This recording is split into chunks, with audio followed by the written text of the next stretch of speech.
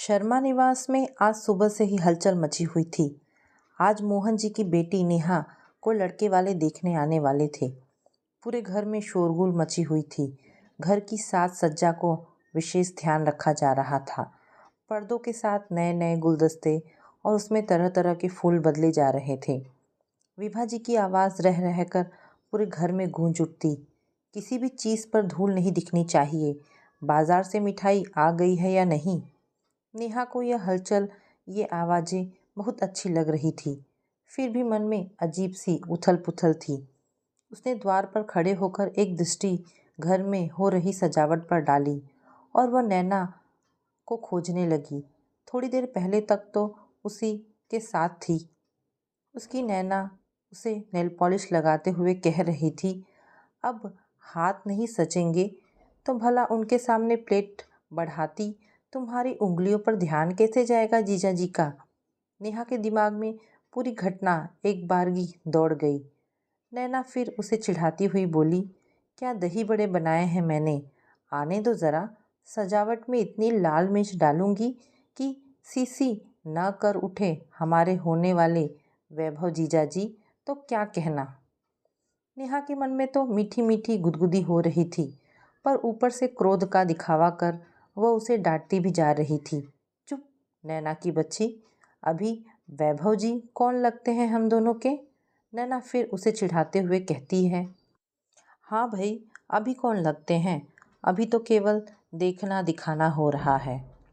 फिर वह नेहा की हथेलियाँ छोड़ बोली, तू भी दीदी एकदम बोर है, वही पुराना जमाना लिए जी रही है, अपना तमाशा बनवाना।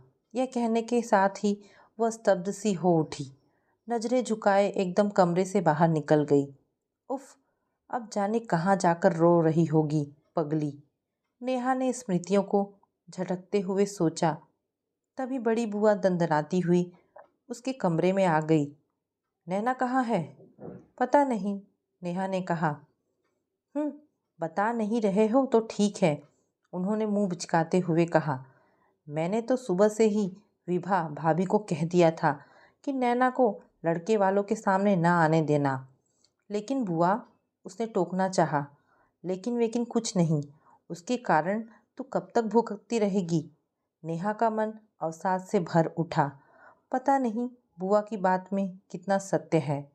नैना की एक छोटी सी भूल क्या उसके साथ साथ पूरे घर के लिए भी दुखों का पहाड़ बन गई है।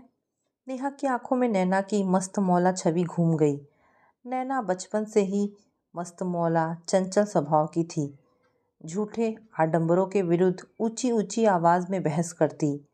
जीवन के प्रति सदा अलग दृष्टिकोण अपनाकर चलने की धुन ने ही शायद नैना से वह भूल हो जाने दी, जिसका पछतावा उसके जीवन से सारी उमंगें ही छीन ले गया। कुछ देर को सब भूल भाल कर यदि वह खुश होती भी तो बुआ या माँ सरीखी महिलाएं उसे पुरानी बातें याद दिलाकर फिर से दुख के सागर में डूब जाने को विवश कर देती हैं। नेहा को तैयार कराने की जिम्मेदारी चाची जी की बड़ी बहू माया भाभी पर थी। इसी बीच नेहा ने कई बार नैना के बारे में जानना चाहा, पर उसे टाल दिया गया। वह समझ गई थी माँ ने नैना को एकांत में बैठने का आदेश दे दिया होगा, ताकि लड़के वालों के सामने वह ना पड़ने आए। लड़के वाले आ चुके थे और गहमा गहमी बढ़ गई थी। सबके चेहरों पर नेहा के पसंद किए जाने की चिंता से अधिक संभवतः नैना का डर व्याप्त था। कहीं इन लोगों को भी भनक ना लग गई हो कि लड़की की छोटी बहन अपने प्रेमी के साथ घर से भाग गई थी। हाँ, यही शब्द तो सब दोहराते हैं। कितना भोंडा सा लगता है यह शब्द। क्या उस समय कोई भी नैना के हृदय में झांकना चाहता है? क्या बीतती होगी उसके मन पर?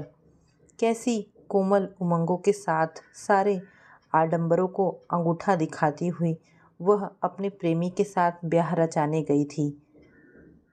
वह भी इसलिए विवश हुई थी क्योंकि घर के सारे सदस्य एक दूसरी जाति के लड़के राहुल के साथ उसका विवाह करने को तैयार नहीं थे।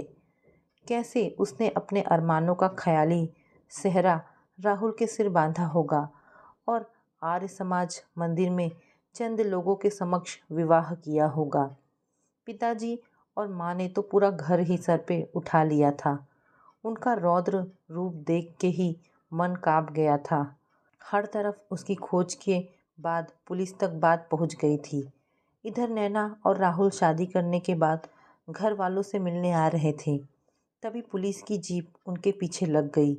नेहा जल्दी से सीधे घर पहुंचना चाह रही थी कि तभी अचानक तेज रफ्तार के कारण घटी दुर्घटना में वह अपने सारे सपनों, सारे अरमानों से हाथ धो बैठी। उसकी दुनिया ही उजड़ गई थी। नैना अपने पति राहुल के शव पर ढंग से रो भी ना पाई थी कि उसे पिताजी और चाचा जी जबरदस्ती पकड़ कर ले आए थे। नैना के ससुर ने एक पत्र द्वारा अपनी बहू को घर ले जाने की विनती भी की थी, पर नैना के घर वालों ने विवाह को मान्यता देने से ही इनकार कर दिया था। कई माह तक नैना एकदम गुमसुम हो गई थी। तब बड़ी बहन होने के नाते नेहा ही चुपके चुपके उसे समझाती थी, लेकिन घर के शेष सदस्य उसे इस सब से बाहर निकलने ही नहीं दे रहे थे। एक भूल की उसे इतनी कठोर सज़ा मिलेगी, यह तो उसने सोचा भी नहीं था। वह अपने ही घर में एक कैदी बना दी गई थी। पढ़ाई बंद हो गई थी। समाज की दृष्टि से छिपाकर उसे घर के कार्यों में लगा दिया गया था। अभी उसकी बड़ी बहन नेहा कुंवारी थी। यदि नैना पर कठोर अनुशासन न बैठाया जाता तो नेहा का जीवन भी अंधकारमय हो जाता। हालांकि तमाम सावधानियों के बाद भी नेहा के विवाह में निरंतर बाधाएं आ रही थी। इसीलिए अब लड़के वालों से नैना को छिपाया जाता था। मेज पर कई प्रकार की मिठाइयाँ, नमकीन और मेवे सजाए जा रहे थे। चाची जी की बहू अतिथियों की शीतल पेय पेश कर रही थी। बुआ, माँ व पिताजी और चाचा जी लड़के वालों के सामने जमकर बैठ गए। नैना को रसोई में चाय बनाने में व्यस्त कर दिया गया था। थोड़ी ही देर में नेहा चाय की ट्रे लेकर भाभी के साथ बैठक में आई तो सबकी दृष्टि उसकी तरफ उठ गई। माँ व पिताजी की आंखें अतिथियों की नज़रों की टोह लेने में जुट गई। मेहमानों में लड़का, उसके माता पिता, विवाहित बहन व छोटा भाई भी था। सभी उत्सुकता से नेहा को देख रहे थे। माता पिता नेहा से उसकी पढ़ाई आदि के बारे में प्रश्न कर रहे थे। नेहा से अधिक उनके प्रश्नों का उत्तर बुआ जी दे रही थी। तभी अचानक जैसे धमाका हुआ। लड़के के पिता ने नेहा से कहा, बेटी, हमने सुना था कि तुम दो बहनें हो, तुम्हारी छोटी बहन दिखाई नहीं दे रही। नेहा ने घबराकर माँ व पिताजी को देखा। चाचा चाची सहित सभी के चेहरे का रंग उड़ गया। पिताजी ने स्थिति को संभालने के लिए कहा, जी हाँ, वह बहुत शर्मीली है, रसोई में व्यस्त है। वाह, बहुत अच्छी चाय बनी है, लड़के के पिता ने कहा। शेष मेहमान मुस्कुराकर उनका साथ दे रहे थे। तभी लड़के की माँ ने कहा, बुलाइए ना उसे भी, मिल तो ले। पिताजी, माँ तथा बुआ आदि मन ही मन उसके पिता को कोसने लगे कि आखिर वह घड़ी आ ही गई जिसका डर था। सब एक दूसरे का मुंह देखकर जैसे आंखों ही आंखों में पूछ रहे थे कि अब क्या करें। जाओ बेटी, तुम बुला लाओ अपनी बहन को। आखिर अपने होने वाले जीजाजी से उसे भी तो मिलना चाहिए। उनकी इस बात पर घर वालों की आंखों में जहां यह संकेत पाकर चमक आ गई थी कि नेहा उन्हें पसंद आ गई है, वहीं आगे अब क्या होगा, यह सोचकर उनका सिर चकराने लगा। ये लोग कुछ कहते उससे पहले ही नेहा उठकर अंदर चली गई। उसकी आंखों में प्रसन्नता की लहर थी। उसे पसंद कर लिया गया है। पीछे से बुआ जी उठने लगी तो वैभव की माँ ने कहा, आप बैठिए, वह ले आएगी। बुआ को मन मारकर बैठना पड़ा। नेहा ने नैना को पहले यह समाचार सुनाया कि उसे शायद पसंद कर लिया गया है। सुनते ही नैना की आंखों में प्रसन्नता के आंसू आ गए, पर बाहर चलने के नाम पर उसके मन में भय की लहर दौड़ गई। थोड़ी देर बाद वैभव की बहन जब भाभी के साथ वहीं आ गई तो नैना को बाहर आना ही पड़ा। माँ और पिताजी के चेहरों का रंग बुरी तरह उड़ा हुआ था, जैसे सुख हाथ में आते आते छीना जा रहा हो। नैना को उन लोगों ने अपने बीच में ही बिठा लिया। वैभव की माँ ने हंसते हुए कहा, भाई छोटी बहनें तो सबसे पहले बड़ी बहन के होने वाले पति को पसंद करने आती हैं, तुम तो अंदर ही छिपी बैठी थी। नैना ने मुस्कुराकर गर्दन झुका ली, लेकिन इससे पहले एक भयभीत दृष्टि माता पिता पर डाल दी। वे लोग नेहा को छोड़ नैना से ही बातें करने लगे तो विभा जी ने उनका ध्यान भंग करते हुए कहा, आप लोग टेबल तक चलें, नाश्ता ठंडा हो रहा है।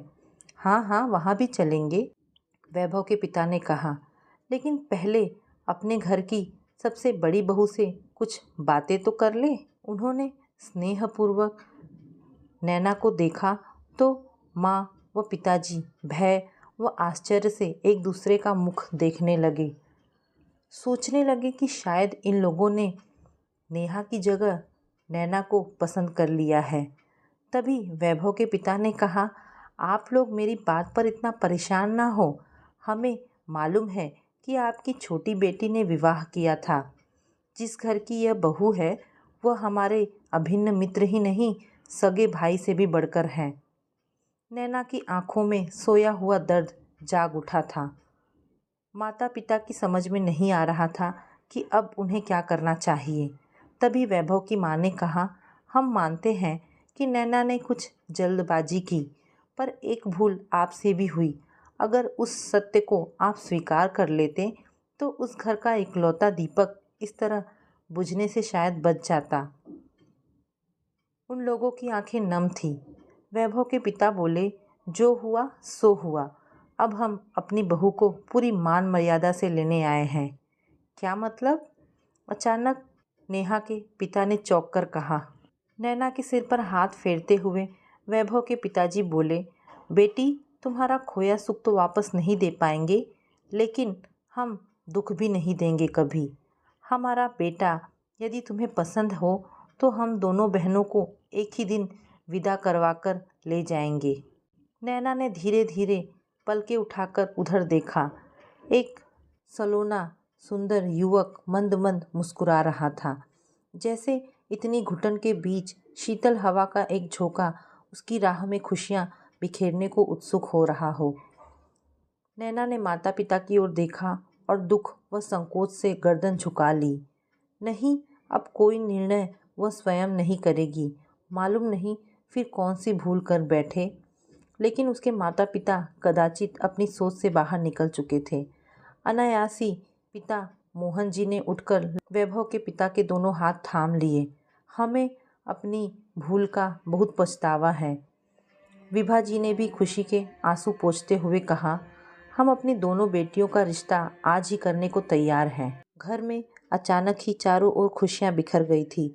शगुन की रस्म से पहले साड़ियाँ पहनते हुए नेहा ने अचानक नैना के कान में कहा, नैना तेरे उसकी प्लेट में कितनी मिर्च डालूं कि जन्म भर सीसी करता रहे।